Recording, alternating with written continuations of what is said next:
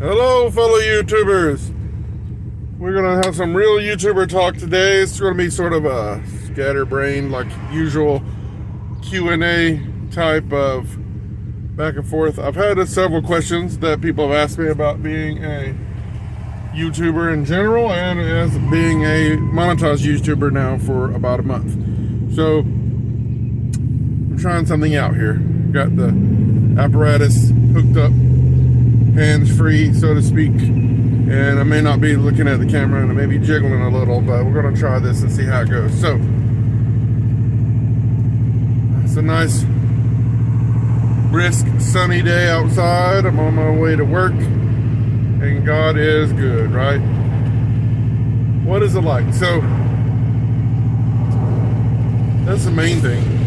People wonder probably, you know, those who know, who are YouTubers, you know why you do it.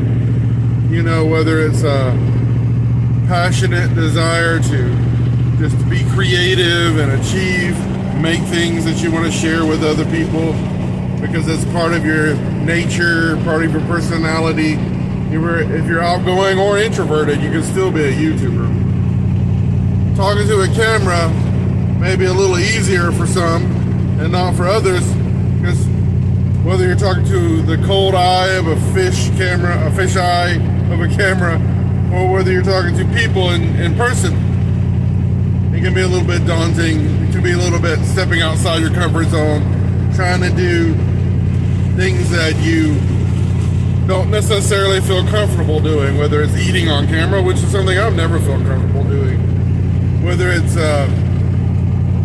talking about things in some kind of half-intelligent way that you may or may not know about, but you're learning too. So, especially with YouTube, I'm no expert. I've said this and I'll repeat this over and over and over. I am not an expert. I feel like I barely know what I'm doing, even after 3 years of doing it. Because there's so many people who do it a lot longer, 6, 10, 12 years, they just plug away in doing it. And they don't get even half the level of success they wish they could. And as much of a drudgery as it is somewhat for me, because it is a grind, guys. YouTube is a grind. You're not going to get monetized and suddenly be able to coast. No. Even if you're a YouTuber who's got thousands and thousands of followers, you still got to push out content. Still got to make good content that they'll want to see. Because you could be really successful views and subscriber-wise, but if you're not making content, if you're not being consistent, if you're not being passionate about putting out yourself out there, you're not going to stay viable. You're not going to stay successful. And your personal drive, your personal desire to do it is just going to go away probably if you're not. And it's hard because you wonder, you put something out there, how is it doing? I only get 20, 40, and even less of that views. Some of those are me or my family or whatever. Does it really feel like it's worth it? And I'm here to say it is. If one view is worth it, if one video is worth it to you, then it's worth it. Because in the end of the day, you've got to like what you're doing. You've got to have a good time. You've got to feel like you're getting something out of it personally, whether you get something out of it financially or any kind of kudos from others. Because if you like what you're doing, and this bears repeating over and over, I'm sure I will repeat it over and over. If you like what you're doing, and you put out stuff that you enjoy putting out, because think about it, you're going to spend your time, money, and energy as a YouTuber coming up with ideas, filming those ideas, editing, which can take forever too, and then putting it out there. And putting yourself out there is almost like going out on a first date every time, with a new video. It's like putting yourself out there every time for the first time. Because that addiction to YouTube for me is all, as we said before, is that raw possibility. that raw possibility that one video at any time, at any moment, can turn around and skyrocket to the moon. Even then, you know, there you could, like a friend of mine, he got 1 million views off one really creative short about how Dodge was better than Ford. And that one short got him 1 million views, and tons of subscribers shot him up over the 1,000 subscriber mark. But he still is struggling with watch hours, because shorts do not help you with watch hours. And that leads me to emphasize one of the first questions. Are shorts worth it? And why is it worth my time to do shorts? First of all, shorts, you can film 3 or 4 shorts, in my opinion, and the way I do it. You can film 3 or 4 shorts in a day at one go, like one little 30 minute to an hour long session. You can film pretty good shorts, and then you can edit them really easily. Because if you think about it and you execute them when you film them in mind, trying not to make mistakes, and if you make mistakes, just roll with it. I make tons of mistakes. I rarely think about what I'm going to say. I just let it flow. And that's not true for everybody. I get that. And not everybody's the same. Some people get nervous. Some people got to have planned out what they want to say. Some people, you know, need to have it structure. With me, I have to fly by the seat of my pants. And that worked for me. It may not work for you. But are shorts worth it? I think so. You know, I come to shorts game like a lot of folks, because when they first started hitting popularity, you know, because it was only really in the last year that YouTube started pushing shorts, trying to compete with TikTok and those viewers who like to consume videos with a swipe, you know. And shorts are super rocketed a lot of channels. There's a lot of channels who just do shorts. But if you just do shorts, or if you're doing a specific shorts channel separate from your main channel, I don't know that that's a good idea. You know, maybe it is for some people who are going to just do shorts. You know, I'm not going to tell anybody that they should do their things a certain way or not.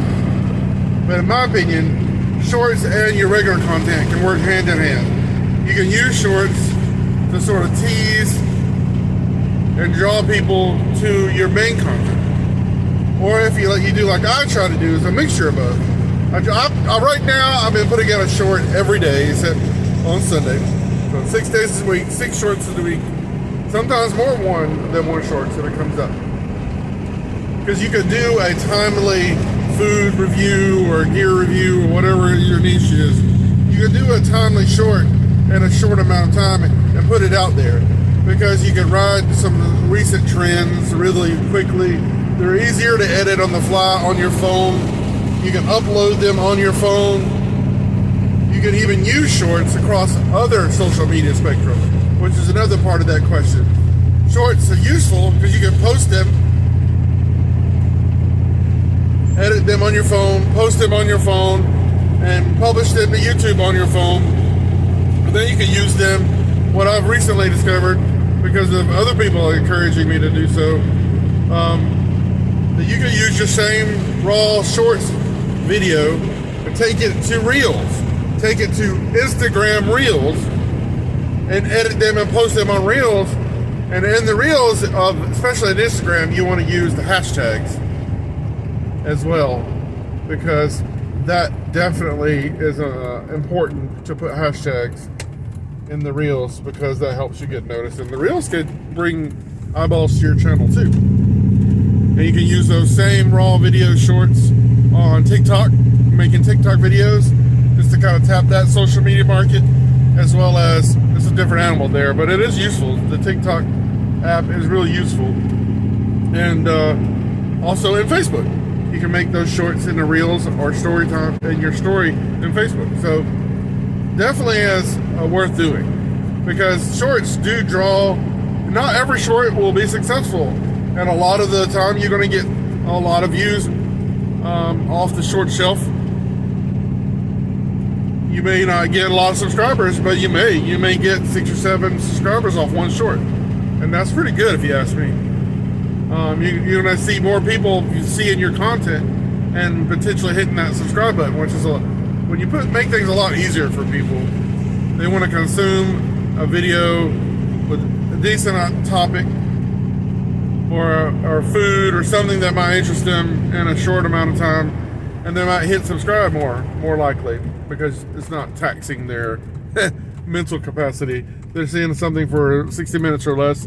They enjoy it. If they did, I want to hit subscribe. So shorts are definitely worth it. Again, they don't help you with watch time, unfortunately. Because you're gonna have tons of views and tons of subscribers, but not enough watch time. So you're still stuck in limbo, like a lot of YouTubers are. They might have all the watch hours in the world and even 2,000 subscribers, but they're still not monetized. And so shorts, definitely. How often should you put a short out? I don't know. That's probably several times a week at least, I think. They're also great supplementary videos. You know, you can put a short out like on Tuesdays and Thursdays, and then Monday, Wednesday, and Friday put a regular video out. That's a suggestion. Some people do that. I like to put shorts out because I can produce 5 shorts or 6 shorts in one sitting, and it might take me a couple hours to do that, as far as shooting them, editing them, posting them, and doing all the different things you got to do to get it ready for uploading. But then I can schedule them for the whole week and they're done. You know, I can go to Dunkin' Donuts and do 3 or 4 shorts off whatever's new on their menu, instead of trying to plug away on a regular content video and on all 3 things, you know, and which is also good, don't get me wrong. So shorts are definitely worth your while. I mean, you have to kind of just do shorts and fill them out, guys. Do the shorts, fill them out, see what works for you, see what subject matter or what way to present them works for you. You can even do shorter. You can do 30-second shorts. I mean, that's probably even more popular because they're shorter, and especially if you can kind of creatively condense interesting review or subject matter into that time frame in the constraints that shorts are presenting to you, then it's definitely a good creative outlet. Definitely worth your time. But you can't just do shorts. You got to do regular content too.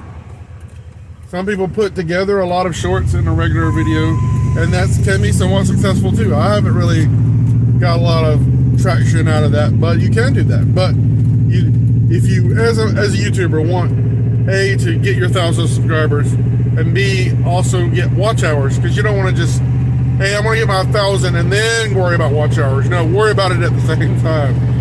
I mean, they don't necessarily go hand in hand, but they can. So definitely work on shorts and regular content regularly. Consistency. What is key? That's another question I get asked. In my opinion, consistency is key. Putting out content every week. Every day, maybe not. That's not necessarily the greatest idea. I do that now, especially as a monetized YouTuber, because I'm honestly, and that ties into another question that I've mentioned before. How much do you really make? How much do you really make? You make my first month now. I've made over $100, so I've reached that threshold. There's a $100 threshold. You got to reach that $100 threshold to be able to get a paycheck. So for the month of April, I got over $100, but only about $35 of that was ad revenue for the month. Yeah, the rest of it was donations, super chat, super sticker chats, donations. So thank y'all guys for all that awesomeness. But you know, I'll be honest with you. Unless you're a super huge, big YouTuber, you're not gonna make tons of dollars. It's AdSense, as I've alluded to before. You definitely are not gonna. And for me, that means I need to put out content every day. Maybe that does flood my loyal viewers, and they don't watch everything because, you know, they're just kind of like, maybe they pick catch up at one point during the week. Sometimes they do, sometimes they don't. That's fine. I understand that. That's why I try to put out different types of content, like a food review here on Monday and a non-food drink challenge on Tuesday, or a vlog here on Saturday, and you know, this and that, trying to mix things up, because some people like certain things, but that's all within my niche that I see in my challenge niche, where I'm challenging myself, challenging you, and challenging everyone to do different things, to step outside their comfort zone, and to do things that you're passionate about, that you want to spend your time and energy in doing. And because that's really the first year as a YouTuber, is how do you know what you want to do as a video? Well, you're going to have to start out really just kind of feeling your own way through it, how it works, ask questions, seek out, other YouTubers, seek out other how-to YouTube videos, and just kind of take it all in, soak it all in, and work on it, what works for you, because not everything that works for me will work for you. Not everything worked for Jane and John will work for Tom, Dick, and Harry. You know what I'm saying? So you definitely want to work on it and fill yourself out, because along the way you're going to find that you might need to change your name and focus that niche a little bit, because then, I started out as Brainstorm, but Brainstorm is so much almost a generic title, name or word, that if I told somebody go check out the Brainstorm channel, they couldn't find me. So I, had an anchor word that I use called Mindbread, and that's what I put in my channel identity, and the keywords. Skull Snacks is another one. Several. Share the Positive is another anchor phrase that anchors my channel, and I put that on every video, and it's also the keywords to my channel branding, so that if you put those words in, it's going to be associated with my content, my channel. But that wasn't really good enough, because people are generally lazy. I'm lazy. You're lazy probably in some ways, I'm sure. So you want to make it easier. So I needed to add. So I went through this odyssey trying to figure it out. Got a lot of suggestions. Came up with Brainstorm challenges. How do you come up with your name? That's another question I got. That's how I came up with it. I wanted to start out with Brainstorm because I like that word. Because to me, it feels like it's also intelligent, but it's also creative and fun. And in a way, it's like, all right, coming up with ways to entertain people, brainstorming ways to have fun and entertain people. And it's almost intellectual, but also fun and whimsical at the same time. So that's where I sat down and came up with a lot of different ideas. And I started out with Brainstorm because I like that word.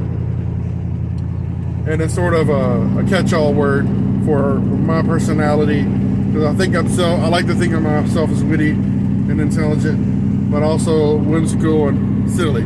So, that's the way that came from. But because I want to provide fun and intelligent content, I want to provide insight and just laughter and wisdom, all that stuff. It's a mixture of who I am as a person and what I want to be as a YouTuber. So, how did I come up with my name? Well, then I realized I needed to focus that into a specific niche, because I resisted that really early on. I wanted to do all of this different stuff. But, all this other stuff that I was doing, the how-tos, the Skull Snack hacks, those are great and people liked them, but it really took too much of my energy to get those produced, because I realized not that I couldn't do them, but they weren't fun for me as these other stuff was. And I'll be honest, I didn't want to eat on camera. If you look at a lot of my earlier food video reviews, I did not want to eat on camera. I did not want to burden people with that visual of this big old fluffy face stuffing his face with food, because it's not necessarily something I enjoy. Yeah, imagine that. So that is definitely outside my comfort zone. I've had to adjust to that. But I learned early on that what was my biggest strength, I think, is my personality. You got to examine that. And the truth about yourself is that not my wisdom or my insight or any particular editing skills or video presence. It's just the personality. I think this is who I am in real person. I try to be positive, outgoing, energetic, crazy, and I don't really, like I said, I don't think these things through. This is me to a T. I just turn on the camera and there we go. I have a basic concept in mind of what I want to say and do, but at the end of the day, it's just, okay, turn it on, let's go. Like today, for example, I want to put this camera up, I'm just going to drive to work, and you're going to share it with me. So yeah, that's where I am. You got to focus yourself and find your passionate area in YouTube, really. Because it really boils down to the same thing I've talked about time and time again. if you're not enjoying it first and foremost. If this is a chore and a drudgery to you, you're not going to last very long. You're not, because it is a grind, but it isn't work if you love what you're doing, right? It doesn't feel like work if you love what you're doing. And I hope that's answered some questions that I probably have 3 or 4 questions in there people have asked me. How did I go with my first month? Like I said, I haven't got that paycheck yet. I won't get that paycheck to the end of May. But to the grateful donations of a lot of y'all awesome people who watch my channel on my live streams and stuff like that. Jake Hudson was my first donator, my first super chat. So thank you, Jake. You're forever in the Hall of Fame in that regard. So thanks for all the donations and all the support. I've been able to get that first month, which is rare for a small YouTuber like me, to get to over $1,000, over $100. So I'll be able to get my first month paycheck finalized out. After the month is over, it sort of finalizes it. Honestly, you get surprised because YouTube likes to adjust their estimated revenue. So what you thought was the number at the end of the month, after several days, is actually this number, which was only about $2 or $3 less than really what they had said. But it's still a big difference if you're counting pennies, like me, of what you're earning. My best day as a YouTuber, if you don't count the donation videos where I got donations, if you don't count just raw best ad revenue day, was about $2 to $3 on one video. So that's not bad. But the worst day was about 55 cents on a video. Well, that's not true. $2 to $3 is not one single video. It's $2 to $3 for that day. Could be several older videos, or even your newest or highest earner typically are your latest videos that day, or the one you posted that day. Your shorts, you're not going to make money off them. If people view your shorts on their channel, then you can get watch hours and potential revenue from that.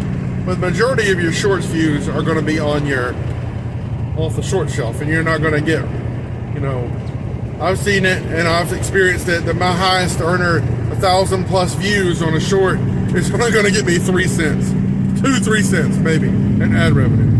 So shorts are not very lucrative. They're not, but they are helpful, as we said before. So definitely use shorts. Try them at least until you and don't nix them until you've tried them, is what I'm trying to say. Don't knock it till you try it. So definitely the shorts are not that lucrative, but the most lucrative thing, honestly, are the live streams, because in the live streams people can donate. But now just this past couple of weeks, the super thanks has been unlocked.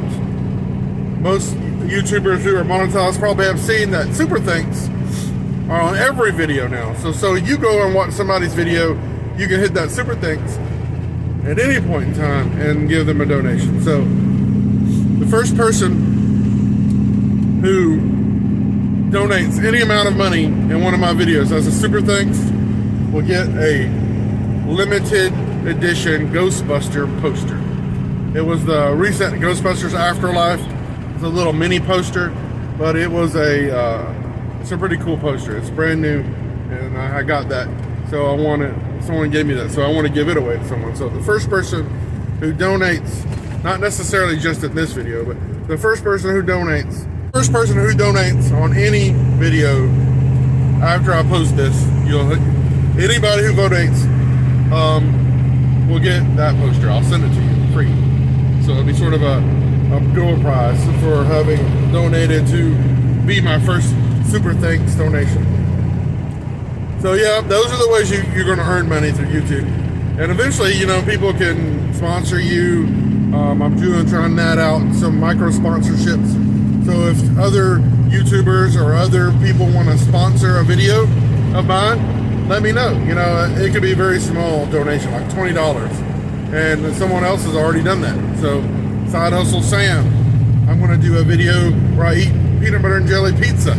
Will Pizza PB&J. I'm going to do that video. And in that video, I'm going to do a little advertisement for Side Hustle Sam's channel, and thank him through that avenue. You know, other sponsored YouTubers have videos that are sponsored by the huge NordVPN or whatever it is. Why can't us small YouTubers who are monetized also do these micro sponsorships? That's another thing I'm trying. So we'll see it together how that works. If it works, who knows? Obviously, it's a shilling game. You know, you're trying to make a little money here and there to help support yourself. And for me, it's working towards my home sweet home challenge. I'm trying to save up $6,000 or more for a down payment on a house that we're trying to get. And the market's not the greatest out there. It's a seller's market, not a buyer's market. So anyway, I hope I've answered some more, giving you some more insight and answered some questions y'all have about being a monetized YouTuber or being a YouTuber in general. I know it sounds a bit repetitive, some of the things I say over and over again, but those things are important, I think. So y'all have a great day, guys. I don't want to ramble on too much more. If y'all enjoy these, please give me a big thumbs up on these videos. Let me know in the comments below if you have any other questions you'd like me to answer in a future video. And don't forget to subscribe, guys. Thank you. I really appreciate it, guys. Don't forget to hit that subscribe button as well, guys, because I need all the support and love and encouragement I can get. That's the biggest thing as a YouTuber too, you'll come to understand, is that you might be getting views and you might be feeling success on that realm, but you still look forward to comments. Comments are like that new car smell. You know, a new comment is like the greatest thing sometimes. Almost better than a new subscriber, but I could probably say that because I've already gotten over 1,000, and that whole subscriber mark is not as important as to me as it used to be. But it's still very important, guys. So please hit that subscribe button. Make my day. Make that red button gray and subscribe to my channel, because that really does mean a lot to this fluffy talking machine, guys. I'm having a great time sharing with y'all, and I hope y'all have had a good time as well. Have a blessed day. Get out and enjoy the cool breeze on your face wherever you can, whenever you can, and the sunshine on your back, because you gotta be bold, stay hungry, play dumb. Have a great day. God bless y'all.